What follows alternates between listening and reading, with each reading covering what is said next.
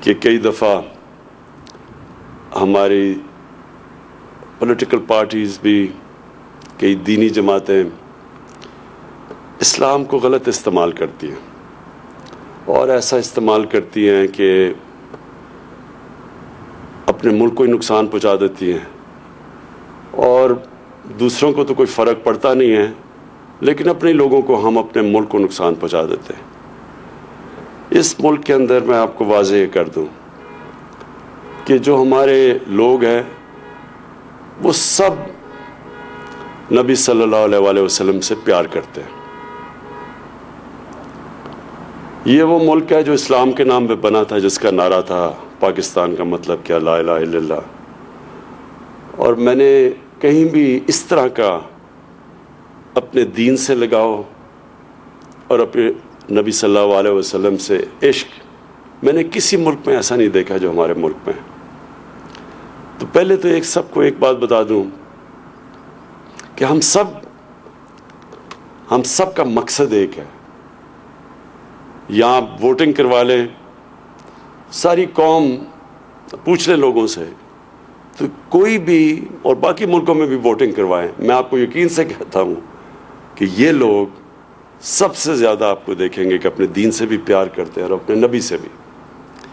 تو مجھے سر افسوس یہ ہوتا ہے کہ کئی دفعہ اس پیار کو غلط استعمال کیا جاتا ہے۔ کیا حکومت کو فکر نہیں ہے اس چیز کی کہ جب ہمارے نبی صلی اللہ علیہ وسلم کی شان میں گستاخی ہوتی ہے تو کیا ہمیں تکلیف نہیں ہوتی؟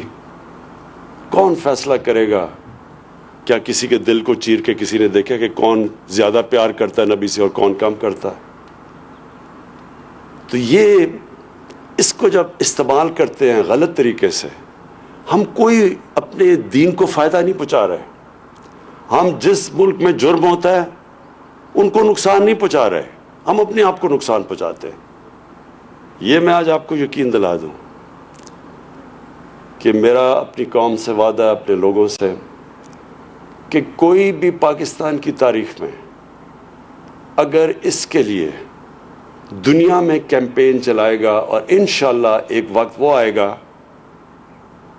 کہ کسی کی مغرب کے ملکوں میں بھی لوگوں کو کسی کو خوف آئے گا کہ ہمارے نبی صلی اللہ علیہ وسلم کی شان میں گستاخی کرے، وہ اس لیے کہ اس کے لیے کیمپین کی ضرورت ہے۔ ہم اپنے یہ ملک میں مظاہرے کر کے، توڑ پھوڑ کر کے، کوئی فرق نہیں پڑے گا مغرب کے اندر جدھر یہ گستاخی ہوتی ہے، ان کو کوئی نقصان نہیں پہنچ رہا، اپنے آپ کو کر رہے ہیں۔